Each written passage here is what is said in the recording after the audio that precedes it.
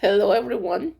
My name is Lorena Martino, and I would like to talk to you about student loans. The, the purpose of my speech is to inform my audience about student loans. Quote: Give a man an education, and he will build you a new world. Give a man a student loan, and you will own that man forever. Do you agree or do you disagree? Have you checked how much you owe in your student loans yet? Are you worried about your student loans? Student loan debt has become a national crisis that leaves many in crushing debt. Right now, the amount of outstanding student loan debt is at $1.6 trillion and keeps rising. How did an idea to help students pay for college get so out of hand? And what can we do to pay our student loans? Many students spend years, even decades, paying for student loans, leaving them in poverty, especially if they did not graduate but still owe that money. In cases like Scott Rennie, he graduated with a master's and a bachelor in 2006. He graduated with $86,000 in student loan debt. He never missed a payment. His credit score is over 800 points.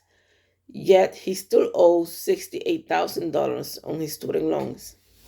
Many adults forgo by getting a mortgage, getting a business, starting a family because they still owe so much on student loans.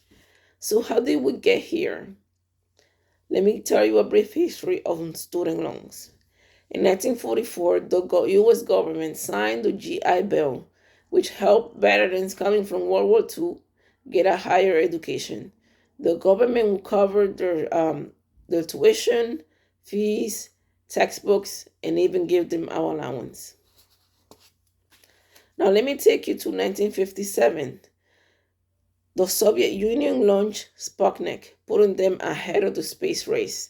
This led the U.S. to pass the National Defense Education Act in 1958. The goal was to ensure trained manpower of sufficient quality and quantity to meet the nation's defense needs of the United States. So what will happen is that the government will give the money to universities for every $9 provided by the government. The university will provide one, and they will give that money to students to cover their expenses, as loans to cover their expenses. Then scholarships and work study program were added to the Higher Education Act in 1965. And the same year of 1965, the National Vocational Student Loan Act provided loans for students in vocational training. This meant that more students than ever had access to student loans, and more students than ever had access to a college education. Unfortunately, the cost of college education kept rising, and this was due to college and universities spending too much money on their infrastructure to attract top quality students that they knew would have a better chance of graduating and better chance of paying their student loans. And so their prices kept rising every year. There are four types of student loans. There are the direct subsidized loans. With this loan, the government will pay interest while you're still in school. There's the direct unsubsidized loan. This loan accrues interest while you're still in school.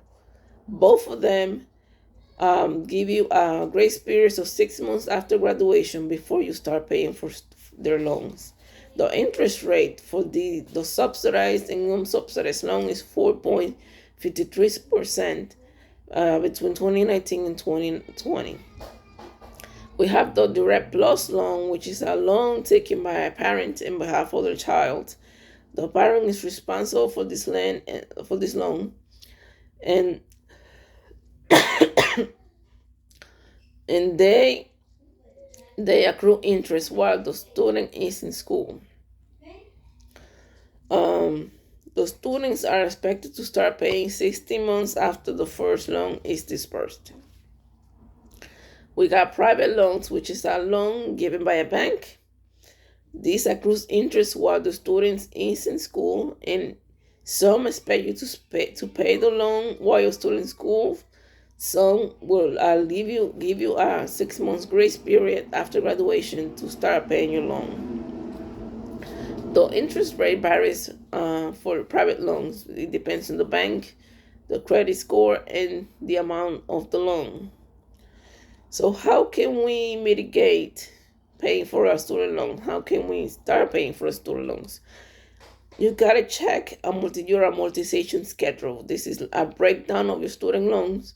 It will show you the date your payments are due, how much you pay, how much is going to the principal, how much is going to the interest, and how much is of your student loan debt is left. There are different ways you can pay. You can start paying early, even if it's just interest.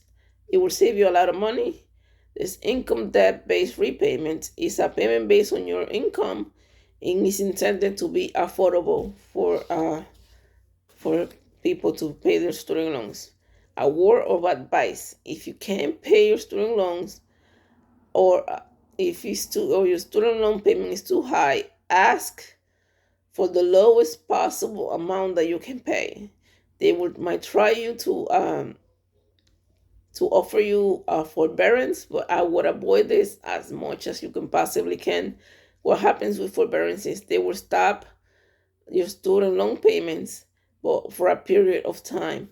But once you start again, the amount that you had to pay is higher than what you had to pay before. So I would avoid this. Student loan debt is a national crisis. And I do believe that when you give a man or woman an education, they can build a new world. Education opens a whole new world of knowledge and opportunities. You get to change the world through your thoughts, ideas, projects, and different careers. In conclusion, we've learned about the outstanding debt that we have, $1.6 trillion. We learned that it takes some years, even decades, for paying for the student loans. Many forgo getting a mortgage, starting a family, starting a business, because their student loan payment is so high, and some even have to declare bankruptcy. We'll learn a brief history of student loans, how we started to help students to pay for college and then to advance the space race, how it became a problem in colleges and universities, started a lot of infrastructure projects to get students to go to the schools, and when it needs to be paid, and the rise every year, the price was higher. We'll learn about amortization schedule, which is basically a breakdown of your student loan, the different ways to pay. You can start early, even if it's just interest, it will save you a lot of money. You can do income-based repayment, which is based on your income, and it's designed to be affordable. So we'll learn to avoid forbearance, avoid this as much as you can possibly can. Thank you. Have a good day.